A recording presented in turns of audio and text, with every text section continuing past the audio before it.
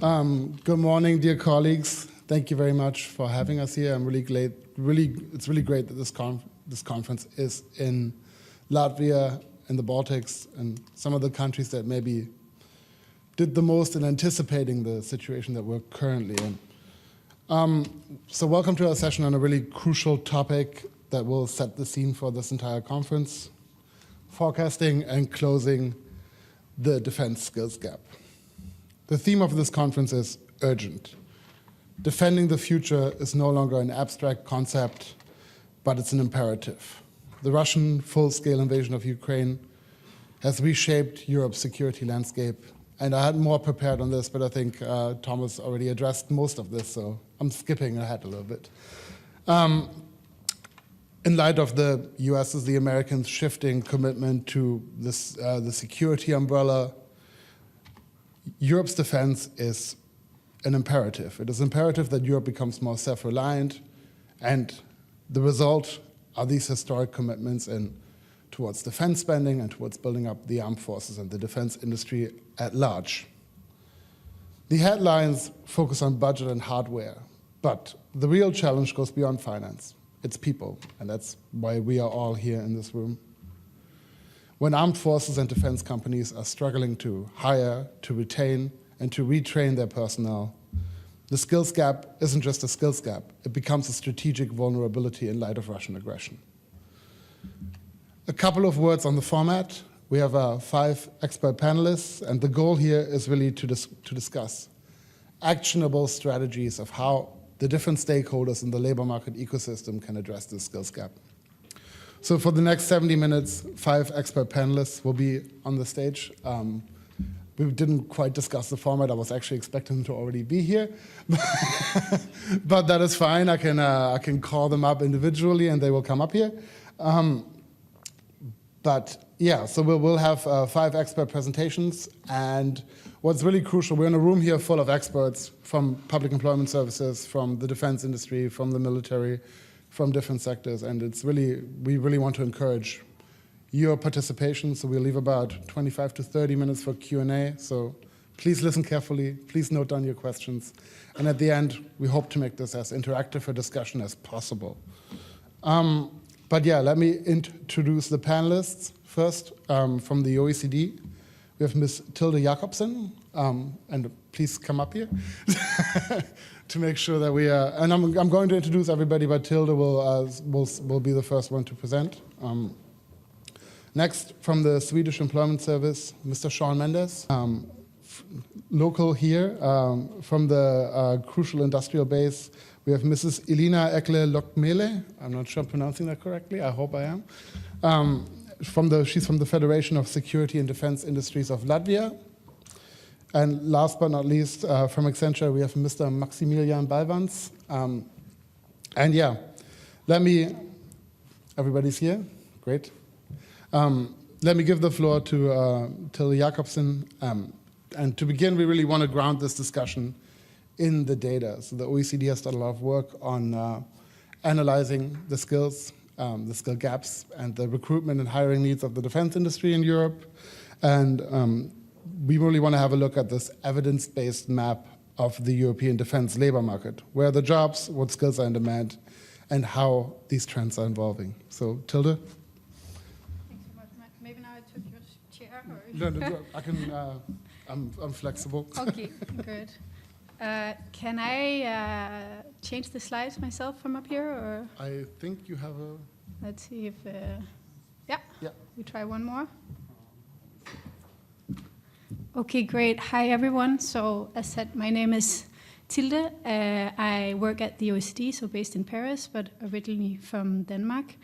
And as I told some of you yesterday evening, I kind of invited myself to this conference because when I first saw the theme of the conference, I got really excited. I think it's the first one of an international kind to really discuss this topic in depth. So thanks so much to Wapes, Nicole, all the colleagues for putting this on the agenda.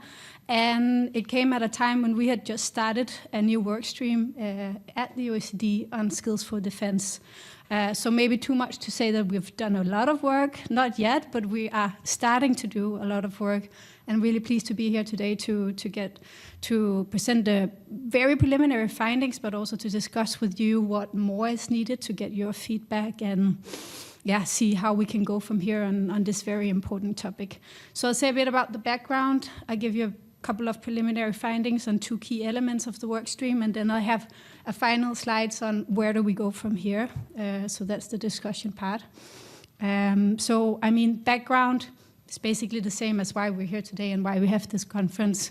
We have an international context that is forcing a lot of European countries and also beyond to ramp up their public budgets and spending in the defense sector. All is guided, as we already heard, by the new NATO targets of 5% of GDP spending.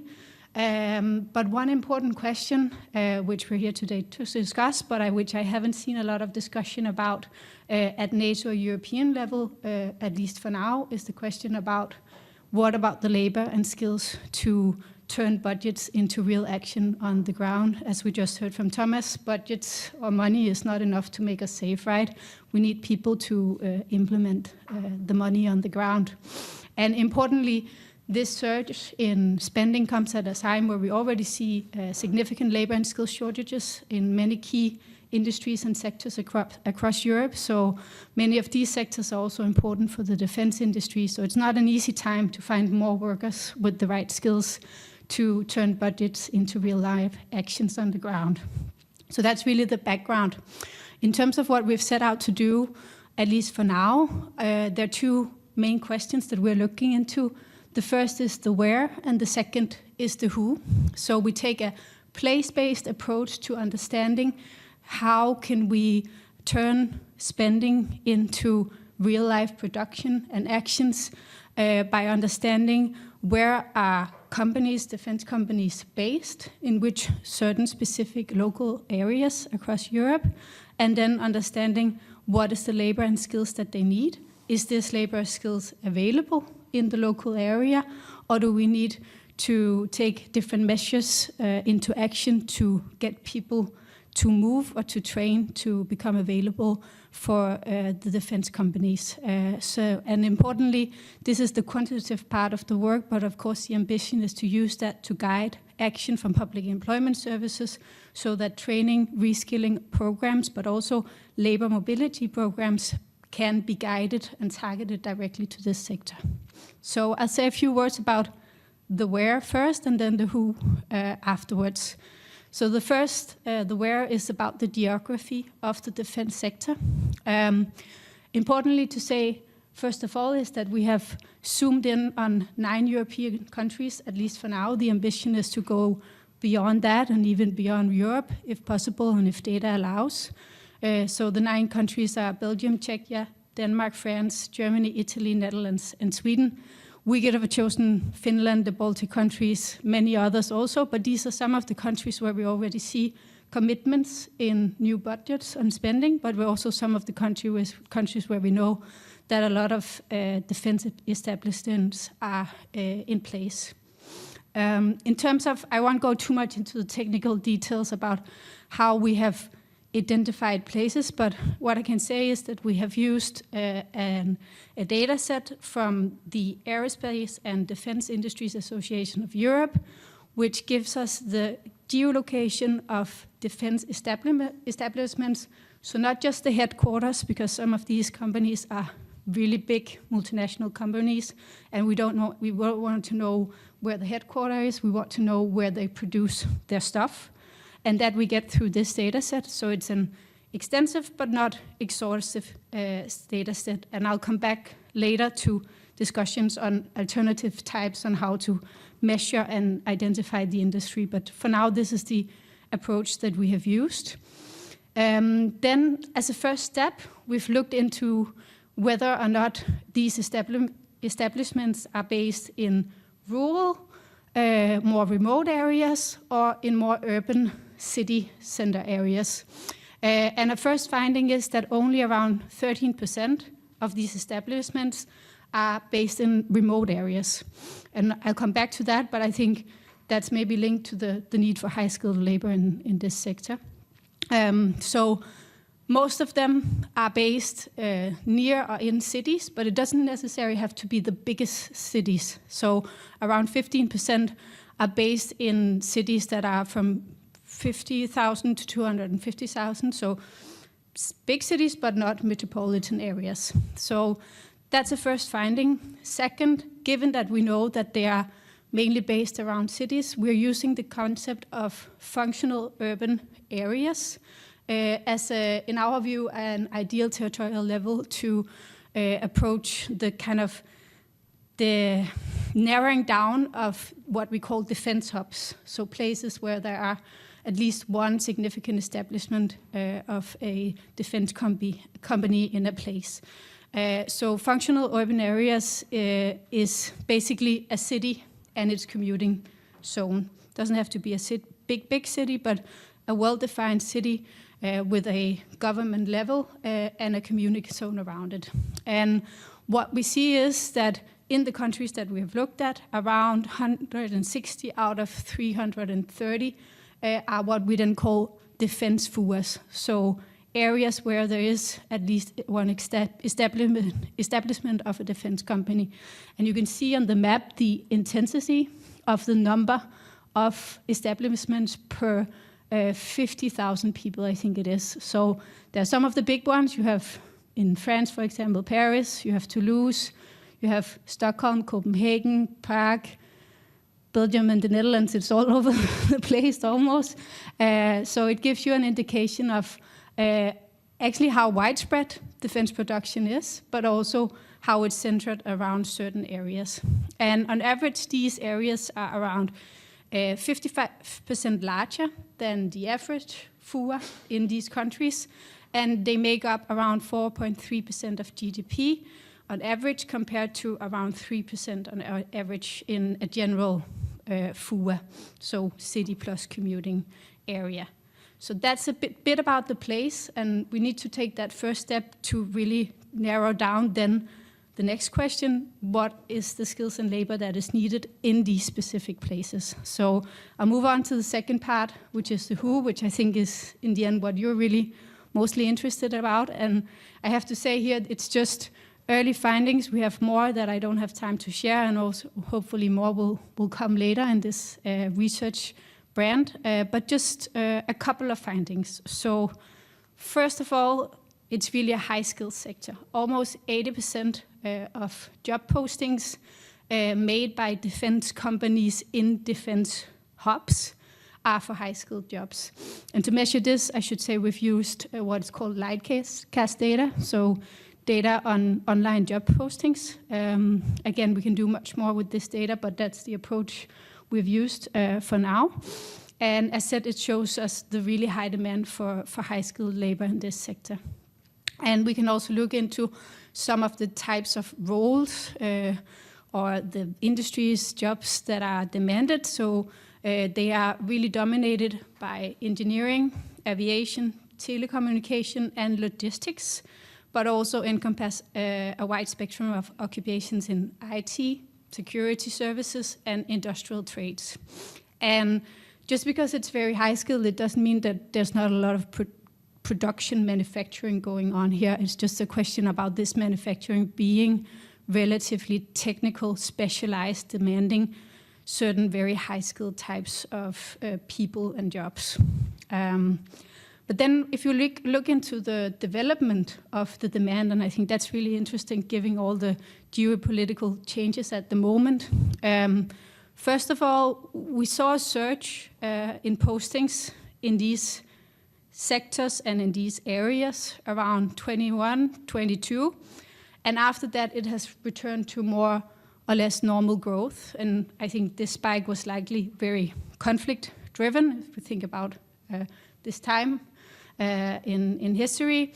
And since then, we haven't really seen the spike, which I would expect to see, but I think it's a question about the time it takes for political decisions to trickle down into actual spending on the ground. So I'm sure if we measure this again in a year's time, we'll see that spike that we also saw around 21, 22, and maybe even bigger than that, given the commitments that least we hear at political level for now. Another interesting finding is that we see actually mostly an increase in middle and low skill jobs postings in the sector. So, I mean, again, it's hard to say, it's early stages why we see this, but it can be that really it's starting from the very bottom. We need to produce more, while the management, the researchers are already in place, but there's just a need for more people on the ground to get production going. And then there's a thing about the armed forces. That's actually the one we've seen growing the fastest, but also from a very low level. And you say that's a separate category when we speak about skills levels. So armed forces are not defined as low, middle, or high skilled people. It's just armed forces because it's difficult to say kind of their technical experience level. So they have kind of a separate category when we measure this.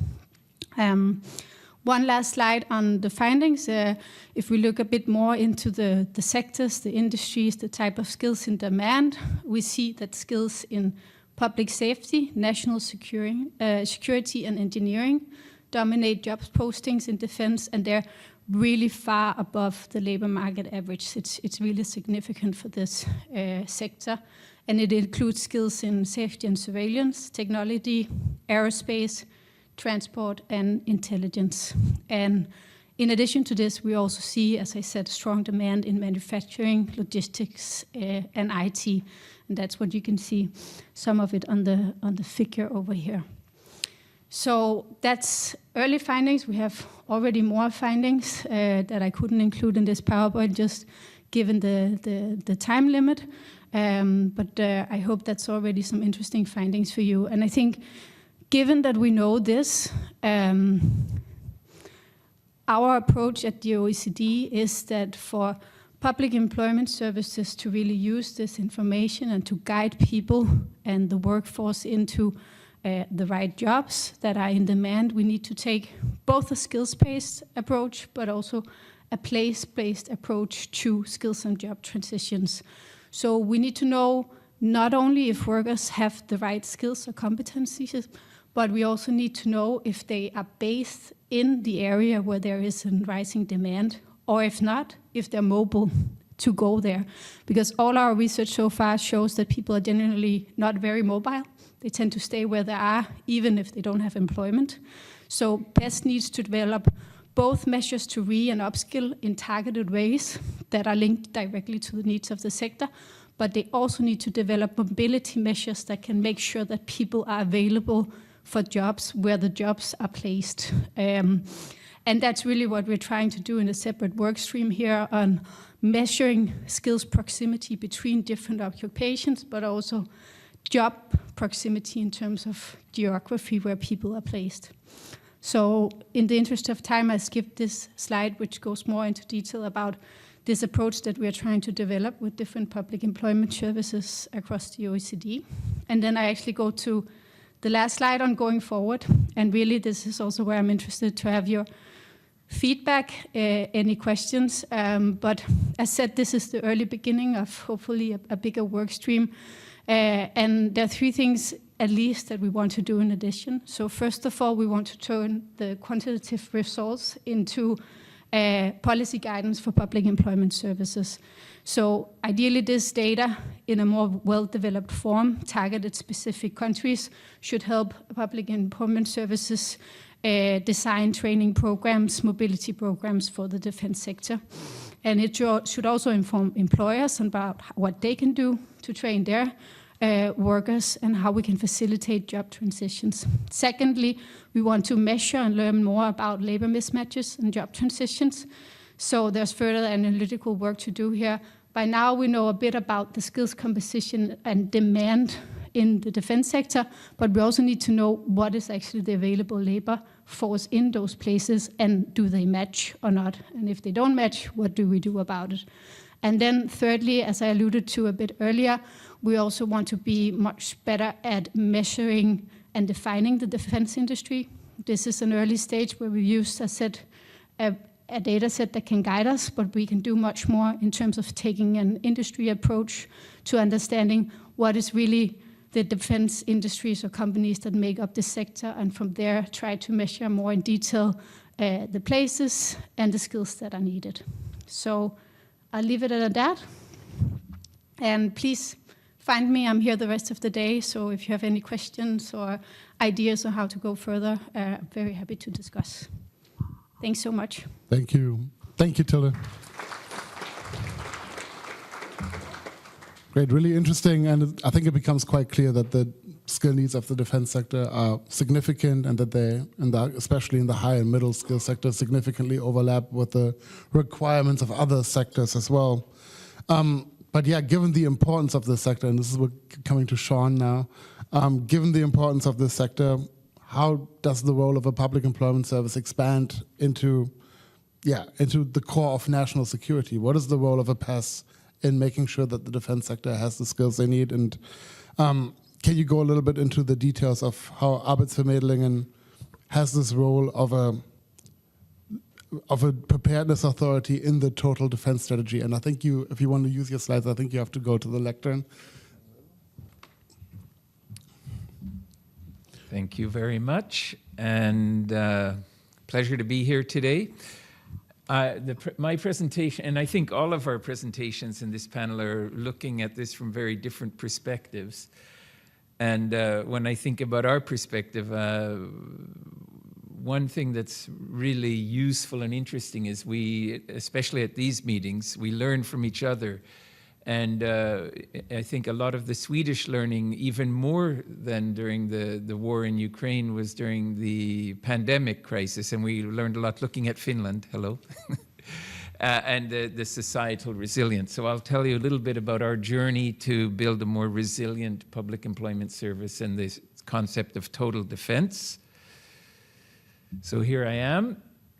Arbetsförmedlingens, and this is my most badass face I can give. When we're talking defense, normally I'm the social policy guy, but this is taken by a Serbian photographer at a wedding, trying to look tough. So that's as tough as I get. Except when you see me running away from attacks. So Arbetsförmedlingens role in total defense. First off, I can try to share with you all our concept of total defense in terms of the Swedish concept, and it integrates military and civil responsibilities to maintain national resilience in times of crises. So not just war, but all forms of crises, black swan events, wars. It's about societal roles in crisis, and all sectors, including public bodies and individuals, have defined roles in supporting society during emergencies. Arbetsförmedlingens preparedness role is about maintaining critical labor market functions to ensure economic security during national emergencies. And I think all of us have been very impressed by how, we often hear questions, how does Ukraine continue to function in the midst of a war?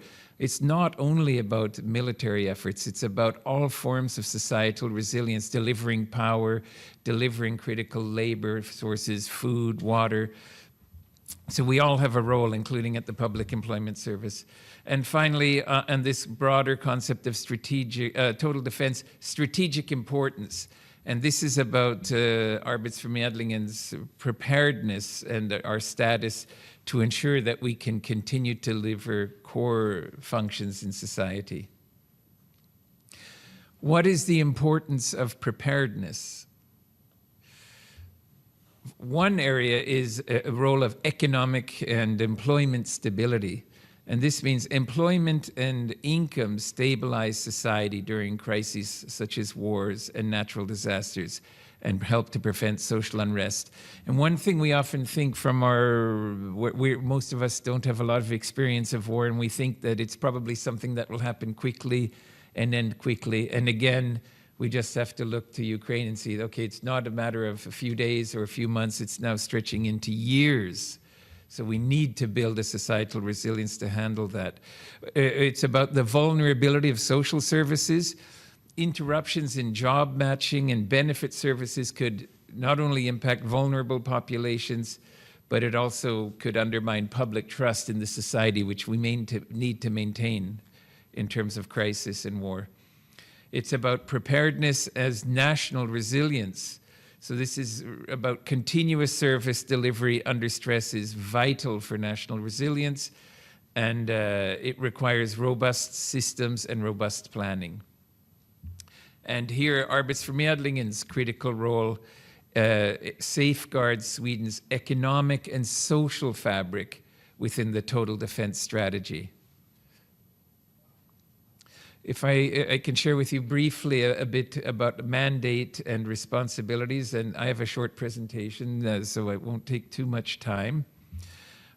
We have an official status as a preparedness authority, a beredskapsmyndighet, we say in Swedish. And this is about crisis continuity planning. So the agency develops and maintains plans to ensure uninterrupted employment services during crises and heightened alert periods.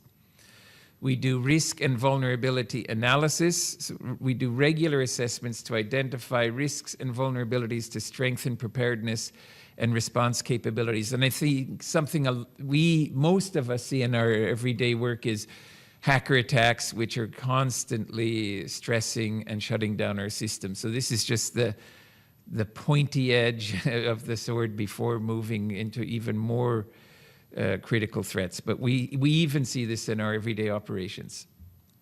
It's also about interagency collaboration. So we need close cooperation with other government agencies to ensure coordinated responses and operational efficiency during emergencies. And we're in a group with social sector, with other agencies that support income support, employment support in other areas. And finally, on this point, it's about a wartime placement strategy. So this is reserving essential personnel for critical functions, both to ensure that our agency continues to function, but that other core societal functions work under emergencies and in wartime. So final area, what challenges and strategic actions do I want to raise for all of us here today?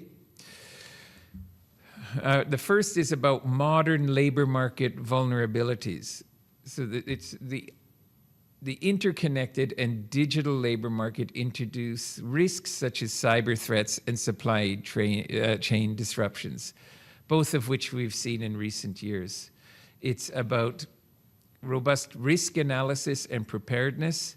Here we do biannual risk assessments and simulation exercises to improve readiness against emerging threats. And we're building this capacity continually and investing more in it. It's about governance and operational continuity. So structured government with Region K activation ensures clear leadership during crises. And finally, it's about proactive communication. It's about maintaining communication with stakeholders, and this ensures clarity and readiness for emergencies and for wartime. Next up, we have the defense industry. So the industrial ecosystem that supports the armed forces, that supports our defense preparedness is obviously very important, and facing, again, leading on Tilda's presentation, very, very similar challenges to the armed forces as well. So Mrs. Elina Egle-Lockmele, Lockmele, thank you, sorry, will give us the perspective of the Defense Industries Employers Organization of Latvia, and really excited to hear what the hashtag Power of Partnership can do to fill the skills gap for the defense industries.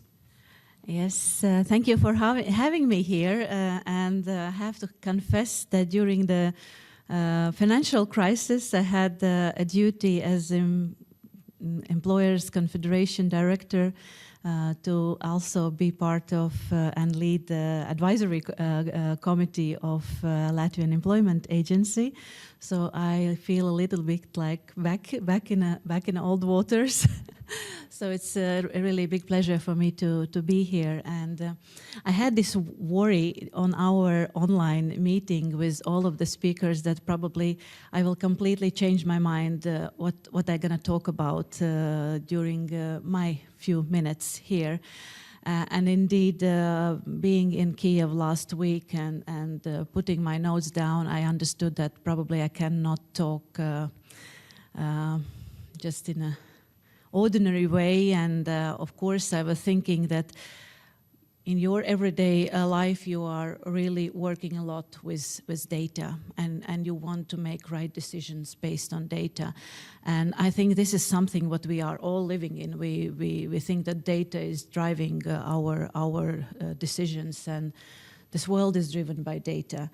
But at the same time, I was thinking that probably in this case, we have to think more about observation, and about observation of nature, as our ancestors did.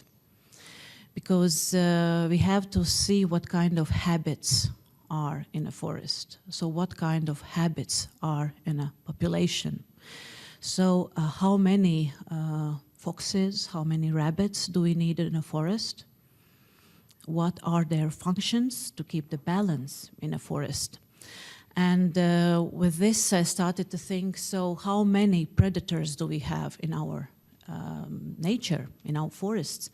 How many warriors do we have in our population? And how many employers or entrepreneurs do we have in our population in general? So we had in this morning Thomas talking about himself joining National Guard. So we see also in the middle of the picture with soldiers the current Minister of Foreign Affairs. So she's a warrior. And I think that when we were also hearing that more and more Dutch people are joining the armed forces, so this is something else. This is not about just a career choice. It's not just a path to go. So, and it's also a big question for me when I'm looking on my members, their ambition not to sit in nice, comfortable offices, but to go into battlefields, to go in testing fields, to be together with the soldiers. And all just being part of the Drone Coalition for Ukraine, like every second week to see that something is not working, that electronic warfare is knocking you down, and that you have to change. And you have no contract, you have no money on the table. You invest your companies, your families' resources to prove that you can build something what's working. And it's not just something what defends, it's something also to kill.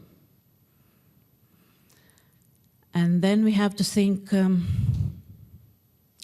why there will be warriors and what kind of values they will be driven to defend. And what's the time when we can really teach, upskill all those values so that we have those people, those warriors and entrepreneurs in society which are ready to defend our nations. And regarding the time when, I would say that probably the right time when in our population in Latvia would be the time when kids start to sing and dance. This summer we had one of the most emotional event when tens of thousands of Latvian kids were singing and dancing together. So it's not just about economical value which we defend. It's not about comfortable houses, offices, or nice infrastructure we defend. We defend something much, much more. And it's a big question how many people in Europe will be ready to defend what they have. And regarding this, of course, all nations should be together and take their role. And coming back from Ukraine, I just understand that unfortunately we would not be able to defend until we would not be there and be together with them in the battlefield. So what we do in my position, so we have been working since 2013. For us, probably the occupation of part of Georgia was the first signal. But of course, we had financial crisis and we had other things to lean on. But we are working currently, first of all, to educate entrepreneurs. What kind of activities do they have to do? How to engage with armed forces? What to do? We are also providing all the technical information, how to participate in procurements and how to be prepared when capacities will be necessary. Also to encourage them to invest, because I think in a peacetime people are probably joining armed forces and military companies more because of this perception that it's something very, very interesting. But in these times when we are called to defend the values, it's a bit different. So we are engaging with scientific organizations. We are showing the works what researchers and scientists do. Mainly encourage, engage, and enable so that we are not only skilled people ourselves, because it's really very easy to teach technical skills at some stage, but you don't know how to teach patriotism, how to teach the value orientation. So, and as it was also told by Tilda, so the skills which we need are in all areas. Would it be energy supply? Would it be communication? Would it be electronics, ICT sector? We've had huge capacities in our research institutions. These will be very highly skilled people, because we cannot get any kind of good, deep tech products if we are not engaging with scientific institutions. We are learning a lot from each other, working in a NATO ecosystem, working with the largest primes to integrate the capacities what were mentioned today. Would it be air defense? Would it be Navy or fire and rescue service? So industry is there together with the largest primes to integrate those systems. We are very actively engaging internationally with our colleagues, working on different initiatives like Drone Coalition, like supporting the strategic industries of Ukraine. And above all, I think this is the right momentum to talk with our societies, to call for them to come to our armed forces, to come to the industry, and to devote what they have. Because this is the right time to fight for the freedom. Thank you.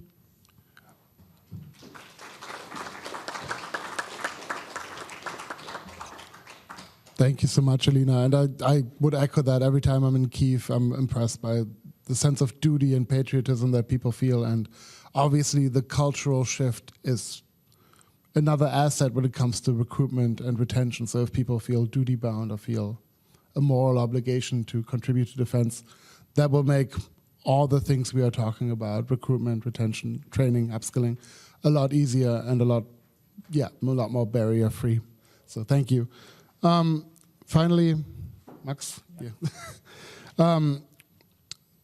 Speaking of retention, speaking of how can we ensure that people, once they join the armed forces, once they join the defense industry, actually stay there? Max is here to give us a global perspective. I think your example comes from Singapore.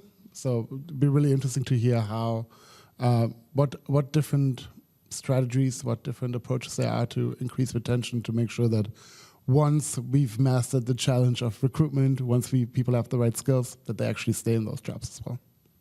Thank you very much. Yeah, I think, I also had to rethink of everything I planned to say based on the prior presentations. I will try it. So let me start at the beginning as a recap on the past WAVES conferences and all the discussions around the key challenges in the employment ecosystem. I would narrow it down, I would say, to one key challenge, which is the shortage of skilled workforce. And having this situation now in the defense sector is giving this completely other perspective, especially for me. And I think, especially because if we are not capable of fixing that problem, maybe we are not able to pretend ourselves properly in the case of a threat. So when we look at the defense sector from the workforce perspective, and I understand now that the focus is going more into also low-skill profiles and also other challenges like morale or patriotism, it's also, I think, important to understand maybe or distinguish between two parts. The one part, I would say, from the workforce perspective is the producing part. We're producing the materials, the ammunition, the materials, and the other part, the military personnel.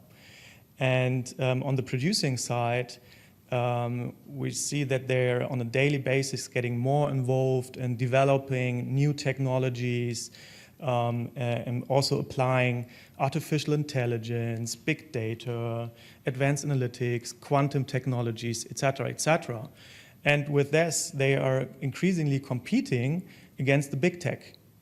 So for talent. Yeah? And on the other part, the military personnel, we need to enable them to fight this warfare of the future on computers, in some parts, and therefore they need to be enabled to fly drones, to combine our armies in Europe, and also to fight cyber wars. We already touched on that, and they are also competing against this market for the high-skilled labor, and all of this, and we touched already on this, is we have these high attrition drivers. Unmet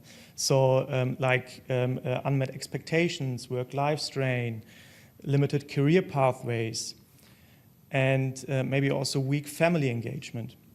So how should we as PES, or from the public employment space, what should we do? And sometimes, or what I would try now to is zoom out and look at some global trends that we need to discuss, maybe to leverage. And the first trend I like to highlight is the trend of agentic AI. 4 years ago, we talked about Gen AI. Now everything is about agentic AI. So for those who are not maybe familiar with the term agentic AI, Gen AI is focused on generating content, especially text, pictures, code, etc. Agentic AI goes far beyond that.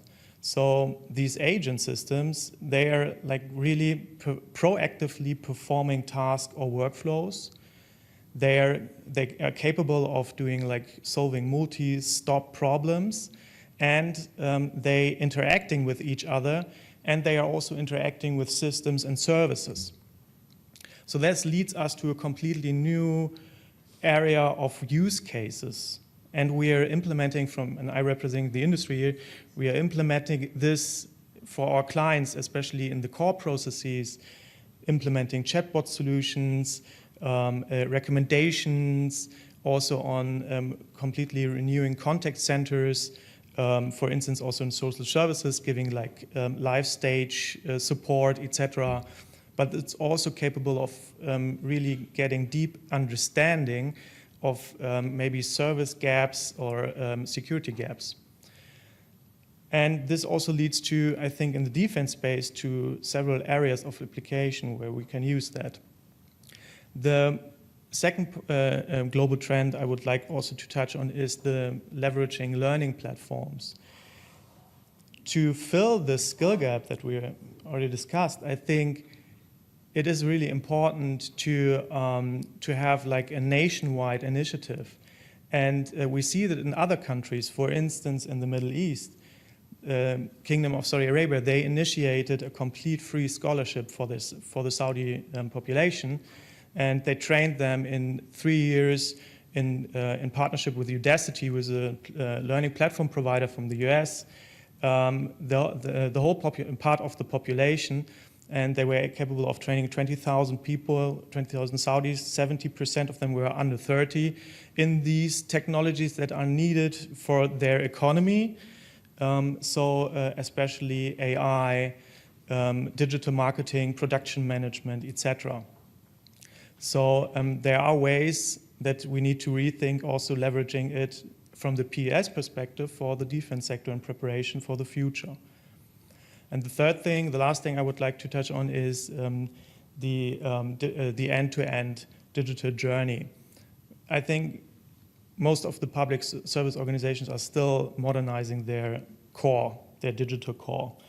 And, but there are things that are going beyond that. For instance, the German Labor Agency, they implemented the first marketing automation platform in-house, what I ever heard of globally in public services. So really to funnel people into the processes. It's not enough just to provide digital services.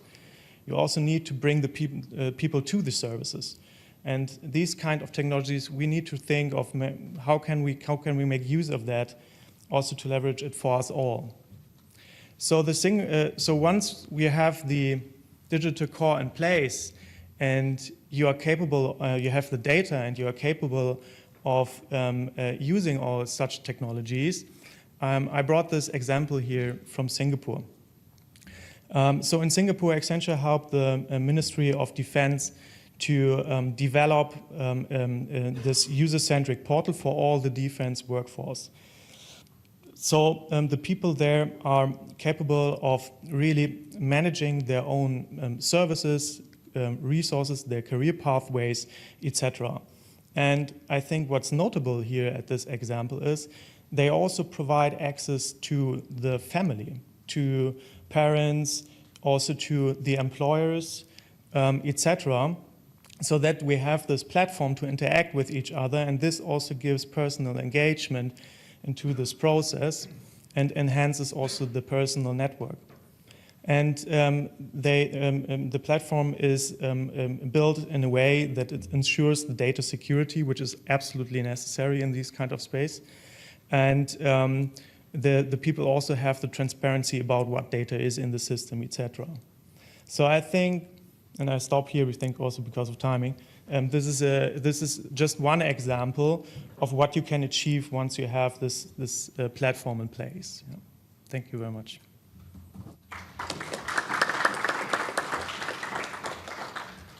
Thank you very much, Max. Really, really appreciate it, and really interesting example of how sort of wraparound services and centralized services can support retention and can support the continued engagement with all of the different stakeholders as well. In the interest of time, I think we'll move to audience Q&A, and I think we have do we have a roaming microphone to prepare? Okay, yeah, but yeah, we can, but yeah, okay, someone has to probably deliver it, maybe I can deliver it, that's fine as well.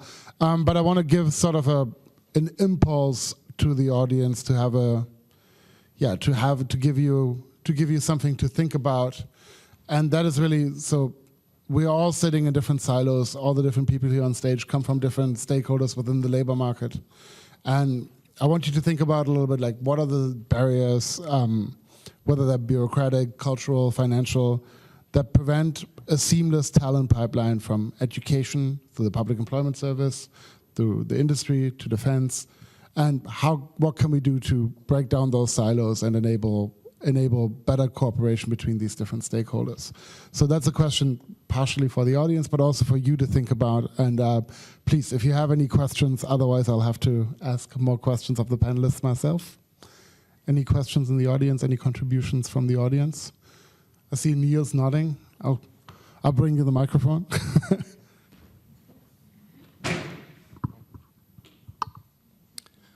Thank you very much. My name is Niels Liemann. I'm from the Netherlands PES UWV. It's great to be here with all of you, and thank you very much for this interesting panel with these different perspectives. To Tilde. And we saw these defense hubs. And my question for you is, would you advise the defense industry to move more towards rural areas to find more employment, or would you advise other strategies?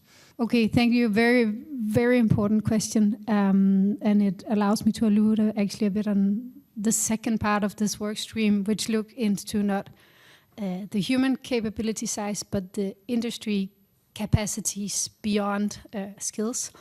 And I think there we team up with our rural development team at the OECD. And basically, I think what we see, at least for now, given the high skills composition, there's just a trade-off in terms of access to high skills, which are generally more available in bigger cities, versus access to space and other capacities that are needed.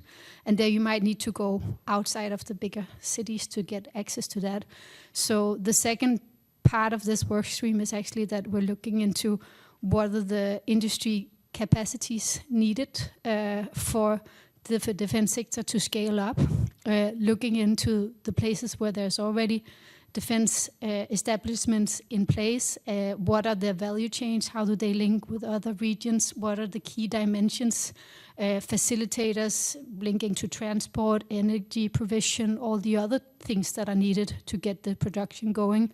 And where are the best situated places to access this? Another key question we look into is how can you turn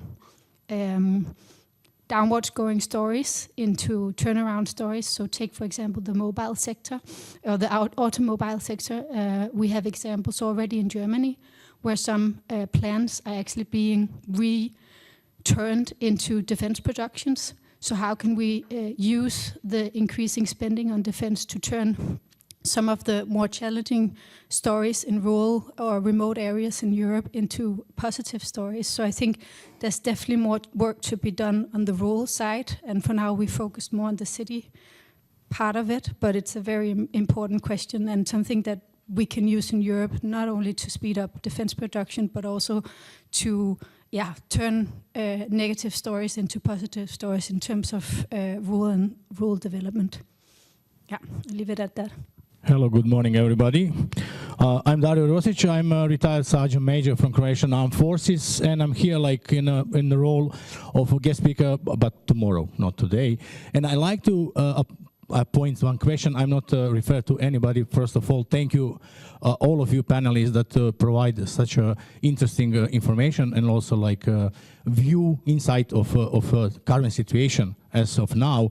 But I like to touch some things regarding the talent acquisition and the workforce planning as we using now, looking in the like changes technically and the war fighting changes as of now occurred in the world, and especially in the European region.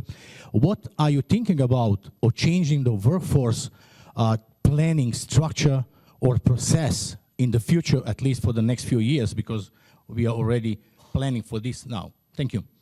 Great, thank you, Dario. It's a really interesting question because we already see in our experience working with Ukraine that there are significant changes in even the skill requirements within Ukrainian units since the beginning of the full-scale invasion. So how do we workforce plan in a rapidly shifting world?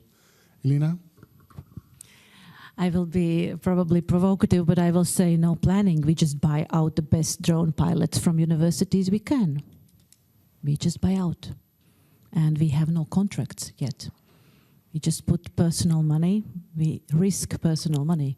Because all these 5% of GDP, what we have been told us in this morning, nothing is on the table. Not for armed forces guys and not for industry guys. So we just buy out with everything what we can, because we know that these drones can be tomorrow in Latvia again. I guess I will just add a couple of maybe just key words on this. I think employer engagement is key. So one thing is from the public training provision side that we can do shorter, more flexible, more kind of timely curricula aligned to constantly changing needs. But a lot of this has to be done also when people are already in the workforce and when they are in the workplace. So figuring out how to get incentives right to strengthen employer engagement in the provision, I think is really key to keep up with the constantly changing demand. And the second point is the skills-based approach, as Kasper has also explained, like we really need to be moving beyond job focus or occupation focus. We need to understand how skills can be extremely transversal across various types of occupations, and it really, we need to go beyond the silo thinking here, otherwise we'll not get people into the right jobs. But that's difficult. I think in some ways, reflecting broadly on the question, in some ways we've moved forward well as the Swedish Public Employment Service in terms of this resilience and planning to deliver services during crisis and war. And in other manners, because we're primarily an agency that help the unemployed to get jobs, I think we do well in terms of reallocating human capital and skills. The area where we're really underperforming, in my opinion, and hopefully my Director General would agree, is, and you were in on it, and it's just, we've seen what's happened in Ukraine. A huge part of defense is actually very cutting-edge IT skills. And there we know that Sweden and many of the countries here have been very, very dependent on skilled migration, both within Europe, which we perhaps don't use as much, but from third country. Huge part of the Swedish IT sector, the cutting edge is coming from India and other countries. And that's a broad labor market issue, which is also about our, let's call it global resilience for democratic countries. We need to be able to reach people around the world who are going to be able to contribute to this cutting edge AI automated drone techniques, which can both defend against drone, but also be used in offensive ways when necessary. So in this regard, I think the public employment services in Europe have to probably up our game in terms of being better at being able to help our countries to acquire those skills which we need in this emerging defense areas as well. Thank you, Sean. And just to pick up on one point that Tilda mentioned that you reflected on as well, and I think that's the role of education providers in being engaged in there. Do we feel, asking a question for myself to the panel, do we feel that education providers right now, whether it's initial education, TVET, universities, etc., that people are leaving with the right skills for industry, that people are leaving with the right skills for the armed forces? Or is there a disconnect between, let's call it the demand-led, employer-led curriculum development and, and the skills, the capabilities that people are leaving school, university, continuing education with? That I definitely agree with Kasper that there continues to be a mismatch in terms of provision and demand. I don't think it's by definition that they have to be behind. I think we see a lot of examples popping up linked to the green transition, the digital transition, and especially bottom-up examples from local areas, training institutions that develop new ways to have a more agile and flexible provision and curricular development. And I think given that things are moving so fast as they are, I think it's really important in all countries to reconsider the kind of central planning, strategic vision versus the development locally where things are popping up and where you see demand growing immediately firsthand, and it can take some time to kind of go from the local level all the way up to the national strategy, so that flexibility and balance in terms of how you plan nationally versus how you let things develop in regions or local areas, I think is extremely important to get to those good examples of how we hopefully develop systems that are not providing as big as mismatch as we do today in many countries. Thank you. If I may, I would say that unfortunately I think that we are starting to think about STEAM education too late. Usually you see a lot of activities what our universities are doing, but to get the qualified kids just to enter universities, it's probably too late. And in the same time, I would say that probably kids are doing this job themselves, and I would say that probably many parents have been protected by their kids not to do some wrong activities on their computers, not to be too vulnerable. And I think this is like one thing, but also in general, I think that the right place for that is preschool, where to teach critical thinking, where to teach how to communicate, where to teach also the confidence, what's necessary, creativity, and these are the things which should be in curriculums and already in kindergartens. At least this is something what I have been also doing with my American franchisee Foster Kids in Latvia. Yeah. Thank you, Elina. I think we might have time for one more question, if there's any other question in the audience. Not at the moment.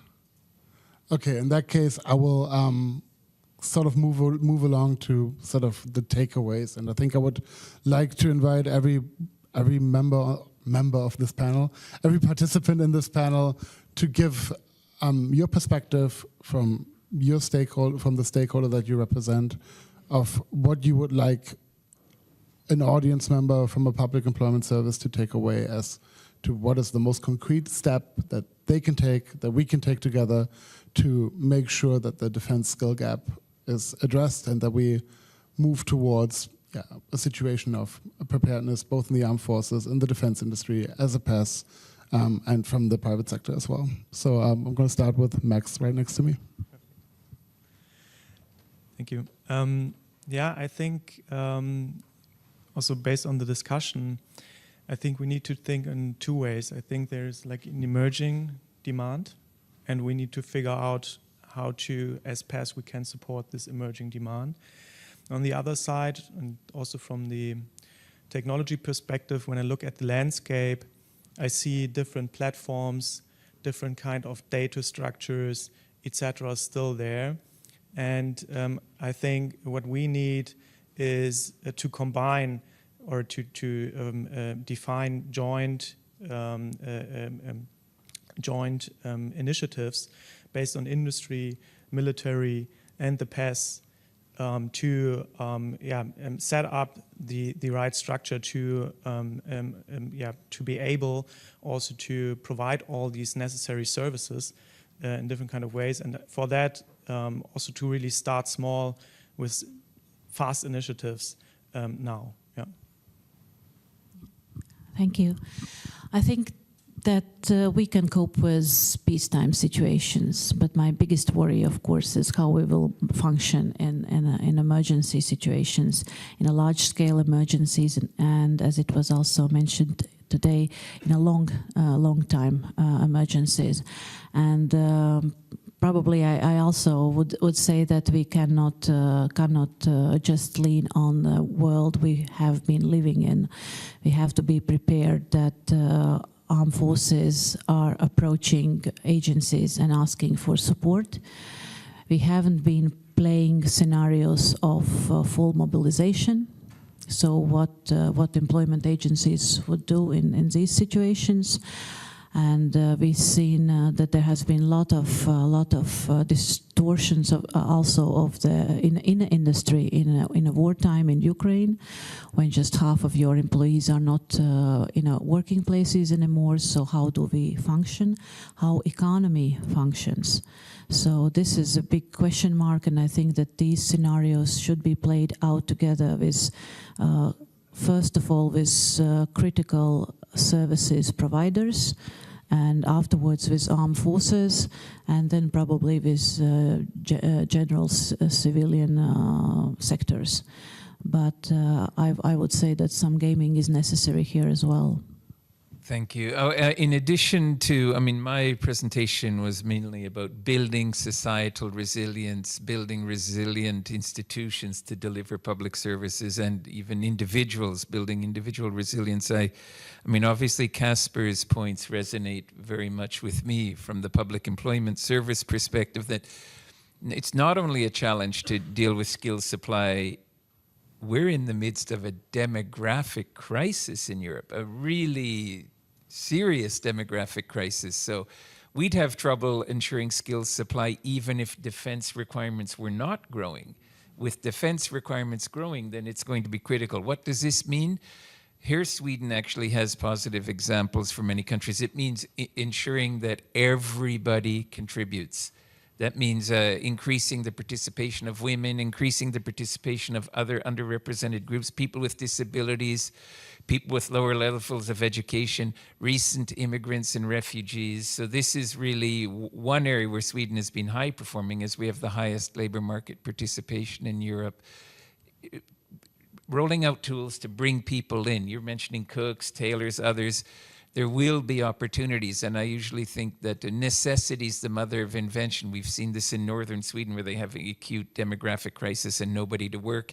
Then employers are willing to think more creatively and bring in women in traditional male jobs, immigrants and others. So this will be important, and we need to help with this transition. And the other point I have, relating mainly perhaps to what Elina was saying, is this whole cutting edge IT, AI technology skills. There will be a role there too, and I'm imagining that a big role there will be, we have a strength when we face opponents in that, that we're the democratic world, not just in Europe, other parts, and we're attractive. The brightest people in India, even China and other areas, will have a tendency to want to come here. And I think by being open to cross-border skills, we will have a strength as well there on that other side. But that's my perspective. I mean, I very much agree. I had 3 points, but you covered one of them also. I think the first one is increasing labor market participation, widening the target groups for the PASS, combining it with talent strategies is extremely important. Secondly, the point on mobility, as I alluded to in my presentation, both skills, occupational mobility, but also geographical mobilities. That's really a job for the PASS to develop the right measures in this field.